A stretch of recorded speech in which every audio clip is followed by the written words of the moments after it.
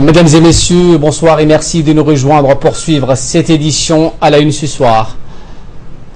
Le chef de l'État, Ismaël Marguilly, a reçu aujourd'hui au palais présidentiel un général américain, le général Joseph Dunford. Un colloque sur le rôle de parlementaire dans l'accélération de la réponse au VIH-Sida à Djibouti. C'était ce matin au Palais du Peuple.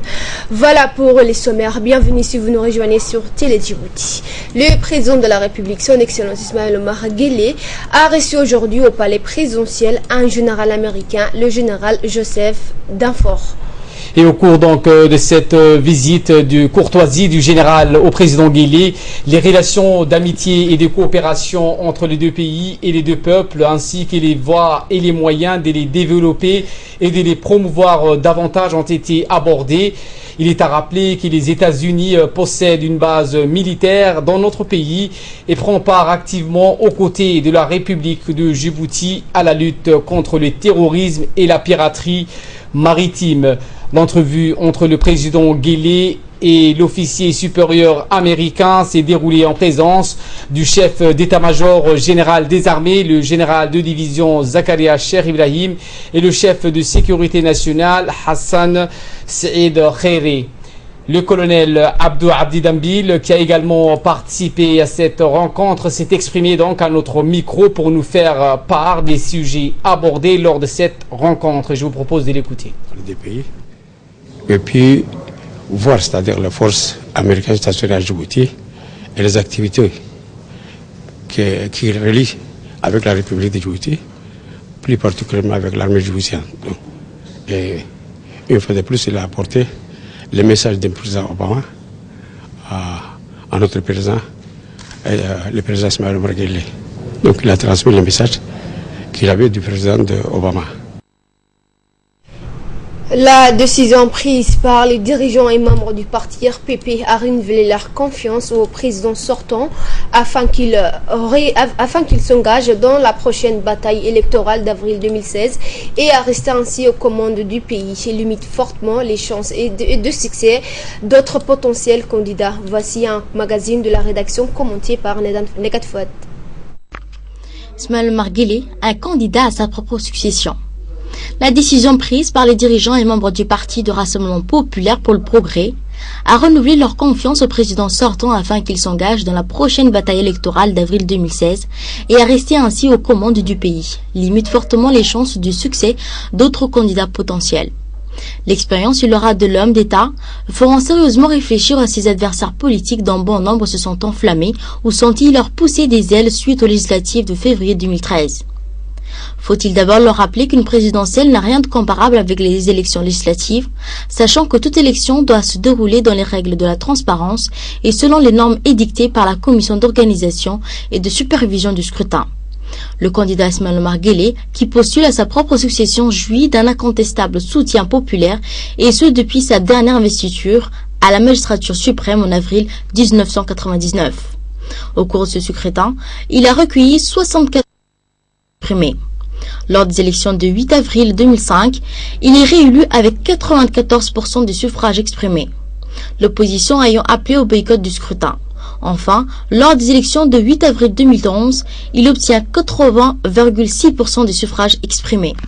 Pour nombre d'observateurs avisés de la scène politique à Djibouti, l'annonce de la candidature du président sortant à la prochaine échéance électorale a refroidi les ardeurs de tout opposant. Cela équivaut à une véritable douche froide, indique-t-il. Le bilan de l'homme en question est tout simplement éloquent. C'est lui qui a su engager le pays vers le progrès et le développement économique. Lui qui a su ramener la paix et la concorde civile pour mettre un terme au conflit armé qui a touché le pays en 1991 et 1993, où un accord des braves a été signé en 2 étapes. Lui qui a fortement réduit l'influence des conseillers techniques de l'ex-puissance de tutelle et leur émission de leurs affaires internes. Lui qui a profité du contexte international suite aux attentats du 11 septembre 2001 à New York et Washington pour offrir des facilités logistiques et militaires aux forces américaines qui ont déployé des unités combattantes et installé pour la première fois une base militaire sur le continent africain. Lui qui a su négocier le paiement de royalties pour l'utilisation des infrastructures militaires sur le sol national, à la fois aux Français, aux Américains et d'autres pays qui ont sollicité Djibouti dans leur lutte contre le terrorisme et la piraterie maritime dans le golfe d'Aden, au large des côtes somaliennes.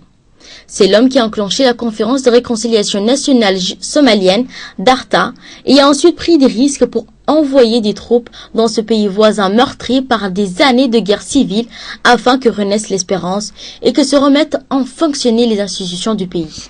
Ismaël Omar Guelleh est bien l'homme qui a su donner une nouvelle impulsion aux relations économiques et commerciales avec l'Éthiopie voisine. Action qui s'insère parfaitement dans le processus d'intégration économique régionale. Les relations bilatérales ont pris une grande ampleur ou impulsion jugée stratégique du fait qu'elles touchent divers domaines de coopération dans les besoins en eau, l'électricité, le secteur de la télécommunication ou la chaîne des transports. Dès la prise de ses fonctions à la tête du pays, Ismaël Omar Guelleh est aussi l'homme qui a amorcé une réforme globale du système éducatif ayant abouti à la multiplication des écoles, collèges, des lycées sur l'ensemble du territoire national. C'est toujours lui qui a créé la première université du pays, puis l'école et la faculté de médecine. C'est l'homme qui a initié la tenue des états généraux sur le fonctionnement des institutions d'État afin de juger leur travail et leur efficacité dans le département de la justice. C'est l'homme qui a accepté à ce que soient régulièrement organisés des séminaires de réflexion sur l'action gouvernementale afin qu'un dialogue interactif se déroule entre responsables politiques de l'exécutif et simples citoyens. Une discussion directe, ouverte, entre gouvernants et gouvernés, entre ambassadeurs en poste à l'étranger et étudiants. Faut-il souligner que la présence des étrangers à Djibouti a quelque peu enrayi les investisseurs qui se sont de plus en plus intéressés au pays. C'est ainsi qu'a été construit le port de Dorali et le terminal pétrolier. Le président Guelleh a su d'ailleurs anticiper cette situation. Il a amorcé dès l'année 2000 une sorte de partenariat économique entre État et le secteur privé en confiant la gestion du port de Djibouti à un consortium d'hommes d'affaires. Dès le départ, il a su attirer d'influents hommes d'affaires pour investir à Djibouti. Ses courageuses initiatives et ses prises de risques lui valent la reconnaissance de ses concitoyens qui constatent de visu les progrès accomplis et cela lui confère également une stature internationale d'homme d'État. L'homme est partout reçu par les grands de ce monde, qu'il s'agisse du président Xi Jinping, du président Barack Obama ou du roi Salman d'Arabie Saoudite entre autres. Il participe à toutes les importantes conférences où il est accueilli avec tous les honneurs. La paix et la stabilité dont jouit la République de Djibouti sont les principaux facteurs de ce succès politique et économique sur le plan interne ou diplomatique sur la scène internationale. Djibouti-Ville, grouille d'activité, devient plus attrayante, ses nouveaux immeubles et ses chantiers en construction sont partout visibles. L'homme a toutes les chances pour présider encore aux destinées du jeune État.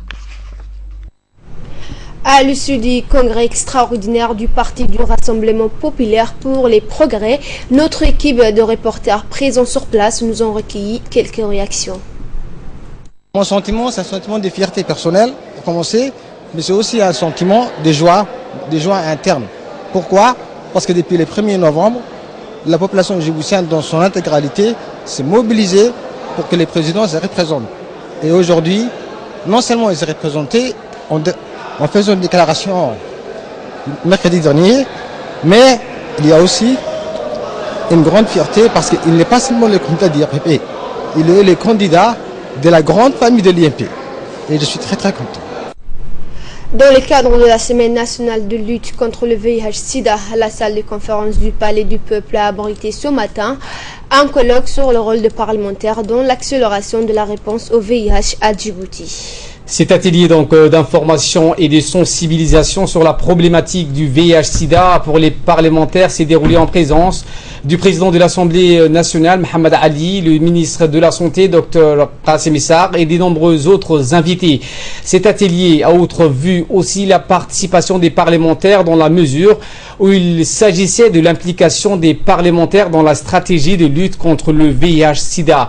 Cette rencontre avait pour but de se réunir, d'échanger et partager sur le rôle que peuvent jouer les parlementaires dans le processus de prise des décisions au niveau national. L'atelier avait également pour but d'informer et de sensibiliser les parlementaires sur les défis et les enjeux majeurs pour lutter efficacement contre ces fléaux et stopper ainsi toute forme de discrimination à l'égard des personnes vivantes avec le VIH-Sida.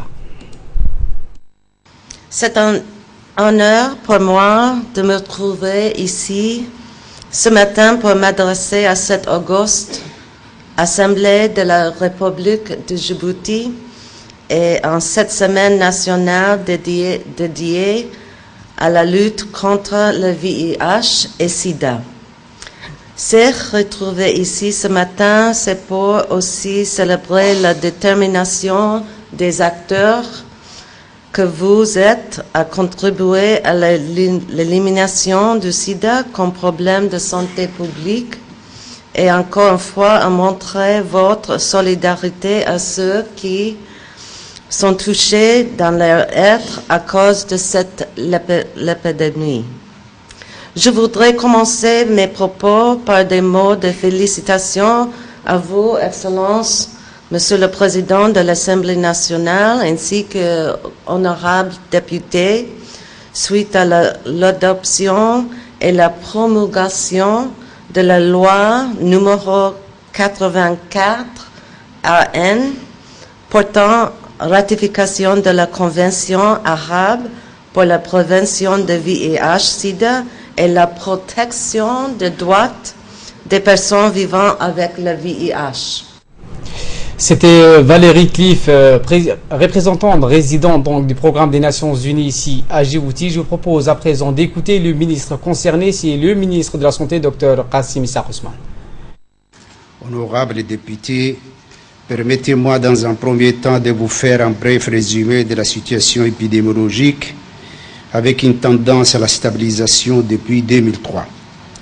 Le taux de séroprévalence est actuellement estimé à 1,6% et avec une féminisation de l'épidémie, et sachant que la population féminine représente 46% de la population totale de Djibouti, selon le dernier recensement de la population, cela nous interpelle bien entendu.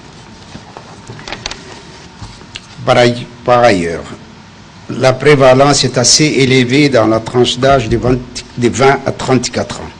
Cette population, elle, aussi représente 52% de la population âgée de 15 à 49 ans. Là aussi, c'est une priorité absolue. Quant au groupe à haut risque, comme le couple est stable avec un statut sérologique discordant, les travailleuses de sexe et leurs clients, les personnes engagées dans les multipartenariats sexuels constituent des cibles prioritaires pour le niveau PSN 2015-2017 du programme de lutte contre le sida. Si à une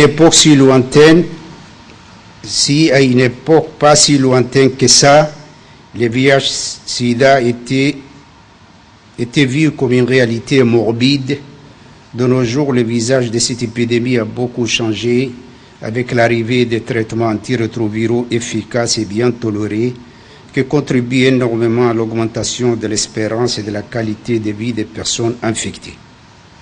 Djibouti, malgré ses moyens limités, a cependant mis en place un dispositif qui garantit l'accès pour tous, y compris les étrangers, aux services VIH, incluant les traitements antirétroviraux. Et pour sa part, le président de l'Assemblée nationale, Mohamed Ali Hammad, a rappelé dans son intervention le rôle des parlementaires en vue de voter des lois qui pourraient aider les organismes nationaux et internationaux qui œuvrent à la lutte contre le sida et protéger ainsi donc les droits des personnes vivantes avec le VIH. Je vous propose de les suivre. L'atelier qui nous réunit aujourd'hui est d'une grande importance dans la mesure où il permettra d'informer, de sensibiliser et de conscientiser davantage les élus du peuple que nous sommes sur la problématique du VIH-Sida. Je voudrais également exprimer mes vifs remerciements aux experts internationaux venus partager leurs connaissances avec nous en cette journée d'aujourd'hui. Mesdames et messieurs, comme vous le savez tous, le gouvernement djiboutien, sous le leadership de son Excellence, Monsieur le Président de la République, son Excellence, Monsieur Ismaël Omar Guelleh, a mis la lutte contre cette pandémie au cœur des priorités des politiques publiques nationales. La preuve en est la création du secrétariat exécutif du comité technique intersectoriel de lutte contre le VIH-Sida, le paludisme et la tuberculose, l'organisation chaque année, en décembre, de la Semaine nationale d'information, de sensibilisation sur le VIH-Sida, la gratuité du traitement par l'octroi donc aux personnes infectées des antirétroviraux, entre autres. Des efforts considérables ont donc été déployés depuis de nombreuses années contre cette pandémie et cela démontre la volonté des plus hautes autorités à éradiquer cette maladie. Le présent atelier s'inscrit dans le cadre du programme de la Semaine nationale de lutte contre le sida. Il intervient quelques semaines après le lancement par la première dame de notre pays et présidente de l'UNFD, Mme Kadra Mahmoud Hed, du plan d'accélération de l'élimination de la transmission du VIH de la mère à l'enfant en vue de l'atteinte de l'objectif d'une génération sans sida. Je voudrais profiter de cette occasion pour exprimer ma profonde reconnaissance pour l'engagement de la Première Dame et saluer son implication personnelle en vue de l'élimination de ce type de transmission. Cet atelier intervient aussi après l'accueil dans les locaux de l'Assemblée nationale du secrétaire général adjoint des Nations Unies et directeur exécutif de l'ONU-SIDA, M. Michel Sidibé, avec qui nous avons eu à partager les points de vue sur cette problématique et d'échanger sur les voies et moyens d'organiser la riposte globale face à cette pandémie. Mesdames et messieurs, l'organisation de cet atelier au profit des parlementaires s'inscrit dans le cadre de notre politique de renforcement des capacités des députés en vue d'une parfaite connaissance des problématiques touchant la société djiboutienne. Il est d'une importance capitale qu'en tant que représentant des populations, le parlementaire soit d'abord sensibilisé en premier lieu pour qu'il puisse à leur tour mieux sensibiliser les populations et donc par voie de conséquences contribuer à l'éradication de cette maladie. Éducation cette fois où le ministre de l'Éducation nationale et de la formation professionnelle, Dr Jama Elmi, a ouvert ce matin les travaux d'un atelier de formation sur l'utilisation des tablettes à l'équipe d'encadrement et aux enseignants de la classe de primaire et première année du primaire au centre de formation des enseignants de l'enseignement fondamental. Cet atelier qui se poursuivra jusqu'à demain permettra aux participants de se familiariser à l'utilisation des tablettes numériques en classe. Plus de 200 personnes composées des conseillers pédagogiques, des directeurs d'école et l'ensemble des enseignants de première année de la base ont pris part à cette formation qui se déroulera du 7 au 8 décembre 2015 dans la salle de conférence du CEFEF. Et le ministre de l'Éducation nationale donc a mis l'accent sur l'intérêt pédagogique et utilitaire des tablettes pour les enfants de petite classe. Écoutons les discours du ministre de l'Éducation. Cette formation constitue une étape importante du processus de généralisation de l'introduction de la tablette dans toutes les classes de l'enseignement primaire. Vous conviendrez avec moi que l'utilisation du numérique à l'école apportera des profonds changements auprès de tous les élèves, mais aussi des parents de la communauté éducative, car elle garantit aujourd'hui la qualité de l'éducation. La République du Djibouti fait partie des premiers pays d'Afrique à intégrer la technologie de l'information et de la communication dans l'enseignement et plus particulièrement les tablettes dans les classes de l'école primaire.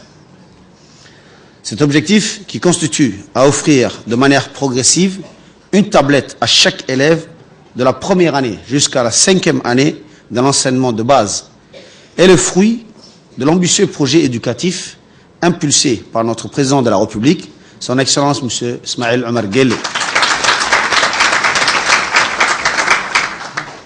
Il s'agit d'offrir à chaque enfant une tablette pour apprendre à apprendre, pour communiquer, pour échanger et enfin pour s'épanouir. Les enfants d'aujourd'hui sont le futur acteurs sociaux professionnels. De ce fait, il nous incombe de leur initier à leur monde de demain, dès à présent. Mesdames et messieurs, le rapport au savoir sont trouvés profondément modifiés. Les apprentissages seront plus diversifiés. La relation enseignant-élève va également changer. Il nous appartient de prendre les enjeux de cette révolution et de nous y adapter. C'est pourquoi nous devons tout mettre en œuvre pour la réussite de ce projet ambitieux. Cette formation que j'ai l'honneur de lancer est destinée à améliorer vos compétences dans le domaine du numérique, à parfaire vos connaissances techniques sur cet outil et à vous aider à adapter vos pratiques de classe en utilisant cette tablette. Dès lors, je vous exhorte à vous impliquer activement, à prendre soin de ce merveilleux outil d'apprentissage et à aider les élèves à les utiliser à bon escient. Poursuivons toujours les nouvelles du pays. De crédit aux jeunes promoteurs initié par la Caisse populaire d'épargne de crédit. C'est donc ce matin au Palais du Peuple. La CPEC, la Caisse populaire d'épargne de crédit, a procédé à l'octroi des microcrédits à une dizaine de jeunes chômeurs diplômés sous le gide de la secrétaire d'État à la Solidarité nationale, Zahra Youssouf Kayad, et la présence du ministre de l'Emploi et de la Réforme administrative, Abdou Hussein Ahmed. Initié en 2012, l'octroi de ces microcrédits permet à de jeunes promoteurs de concrétiser leurs projets tels que la mise en place d'une société de nettoyage, la création d'un salon de coiffure, en passant par le commerce et l'import-export. Était présent à la cérémonie de lancement des crédits jeunes promoteurs, outre la secrétaire d'État à la Solidarité nationale, Zahra Youssouf Kayad, le ministre de l'Emploi, Abdou Hussein, le président de la commune de Balbala, Youssouf Nuhou, le secrétaire général de la DDS et le directeur de la Caisse populaire d'épargne et de crédit.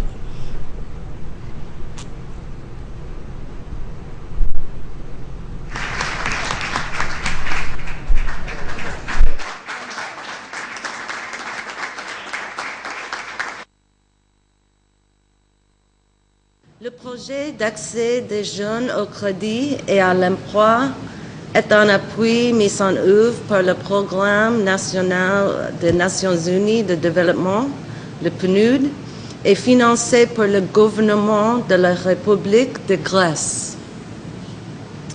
Initié en 2012, cet appui a permis de réaliser un certain nombre d'actions qui visent à promouvoir non seulement l'emploi par le biais de la formulation de la première politique nationale de l'emploi assortie d'un plan d'action opérationnel, mais également de la mise en place d'une ligne de crédit de $300 000 américains auprès d'une institution nationale de microfinance, en l'occurrence le CPEC.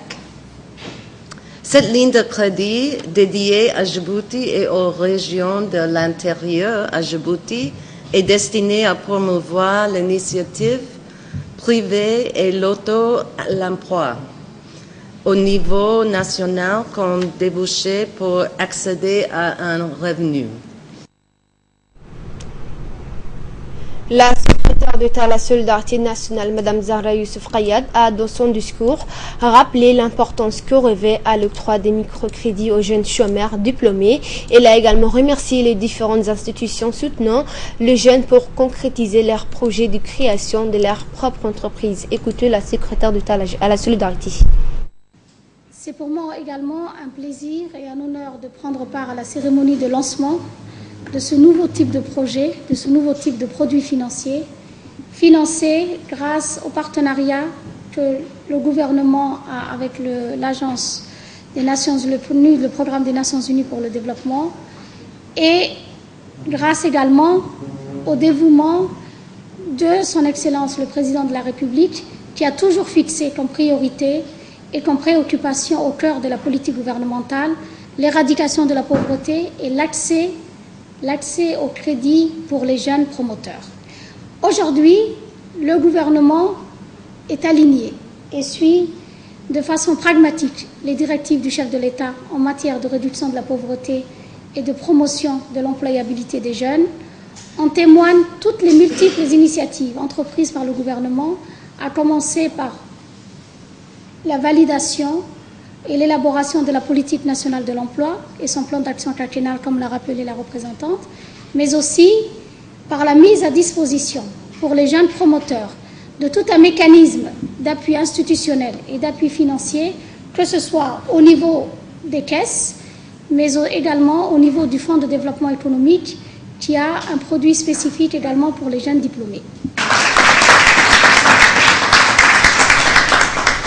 Santé cette fois-ci, le ministre de la Santé, Dr Qassim Issaq Ousmane, a réuni aujourd'hui dans la grande salle du ministère de la Santé les directeurs des hôpitaux de référence du secteur de la santé, le médecin-chef de service de santé des corps militaires pour une concertation entre les différents services médicaux existants sur le territoire national en matière d'organisation des urgences sanitaires et de gestion des risques. L'objectif de la réunion était de faire une mise au point sur l'organisation des services de prise en charge des urgences dans l'ensemble du pays. Cela afin de se doter d'un dispositif efficace de prise en charge en cas d'événement ou de catastrophe sanitaire. Il a été question donc de mettre en place un meilleur cadre de coordination entre les différents services du ministère et des corps constitués pour les actions sur le terrain. Le ministre de la Santé a rappelé l'importance pour le pays d'avoir un plan de prise en charge des urgences qui organise les interventions de chacun et pour faire preuve d'efficacité et d'action rapide sur le terrain pour l'intérêt de notre population. Et que prochainement donc il y aurait des exercices de simulation technique entre les structures de soins. Fin de citation. Sport à présent, où le secrétariat d'État à la jeunesse au sport a procédé ce matin donc à la mise en place du comité d'organisation des Jeux de l'IGAD. C'était au stade Al-Hajj Hassan Gouled. Était présent à cette occasion le secrétaire d'État à la jeunesse et au sport, son Excellence Badoul Hassan Badoul, le secrétaire général Wahib Hamadou, les conseillers techniques principal Omar Guedi, le directeur de l'Institut national des formations sportives Saïd Ali Hussein, les différents présidents des commissions de l'organisation de Jeux et les représentants des fédérations sportives. Les commissions en charge de l'organisation des Jeux de l'IGAD, prévues du 16 au 26 janvier 2016, ont été formées. Ces Jeux initiés par le président de la République, Ismaël Omar Guelleh, permettra à la jeunesse de la région de pouvoir échanger et partager les mêmes valeurs de paix à travers le sport. 2016. Déjà, 3 pays ont confirmé la participation de ce jeu, notamment il s'agit de la Somalie, de l'Éthiopie et du Soudan Sud. Forte probabilité également que le Kenya va certainement donner sa confirmation. Sur le plan technique, les préparatifs des différentes fédérations ont déjà commencé depuis le mois d'octobre. Les 5 fédérations retenues, notamment la fédération de basket, la fédération de handball, la fédération de tennis de table, la fédération de football, ont commencé les préparatifs et encadrent déjà les équipes. Aujourd'hui, nous allons installer de façon globale les différentes commissions qui vont organiser ces jeux. Le secrétaire d'État à la jeunesse et au sport a rappelé que la République de Djibouti est non seulement initiatrice de Jeux de l'IGAD, mais également lui revient l'organisation de ces premiers Jeux de l'IGAD visant à instaurer un climat d'amitié et de fraternité parmi les jeunes des pays membres de cette institution. Écoutez le secrétaire d'État à la jeunesse et au sport.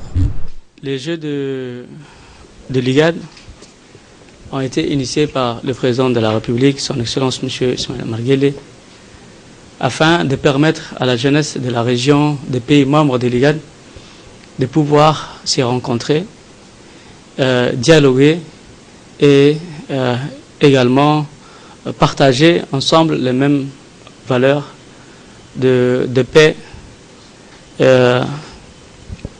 par le biais de la promotion, par le biais du sport. Également, avant d'être au niveau de la région de l'IGAD, il a fallu nécessairement d'abord assurer le développement du sport au niveau national. Aujourd'hui, cette politique, la réussite de cette politique initiée par le président de la République s'affiche clairement grâce aux résultats que nous avons produits. Plus de 22 médailles illustrent aujourd'hui le rendement, en tout cas, de tout ce que nous avons pu faire dernièrement. Cela va surtout donc de la bonne santé de notre politique nationale en matière de sport.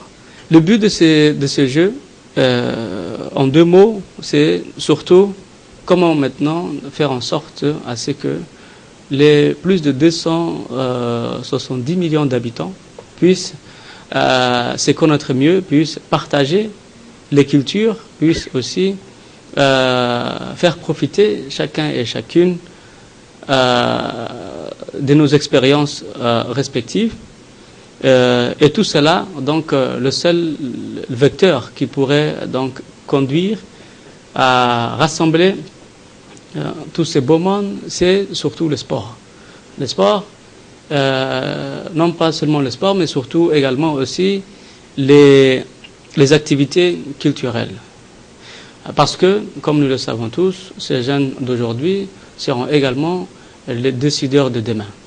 Donc, partant donc de ces principes, les Jeux, Inch'Allah, se dérouleront du 16 au 26 janvier 2016.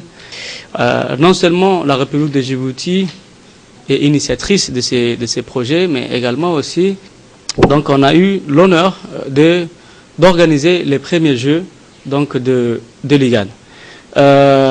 Le président de la République en premier, le gouvernement par la suite, ainsi que le peuple djiboutien tout entier se mobilise pour accueillir nos frères et sœurs qui viendront prochainement rivaliser d'adresse avec les jeunes djiboutiens pour remporter ces Jeux.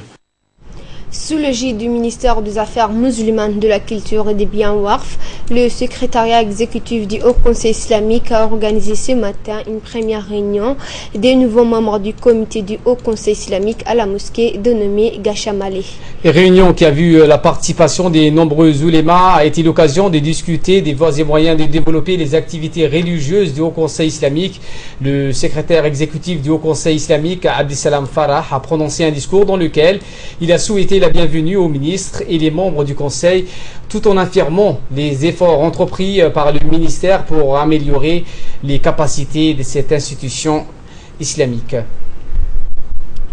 Le ministre des Affaires musulmanes, de la Culture et du Bien Waqf, Aden Hassan Aden, a exprimé sa satisfaction de voir la réunion aboutir à un résultat concret. Il a réaffirmé aussi l'importance du Haut Conseil islamique pour régler les affaires d'ordre religieux avant d'ordonner les membres du Conseil à transmettre leur savoir religieux lors des prêches à la population. Fin de journal, merci de nous avoir suivis.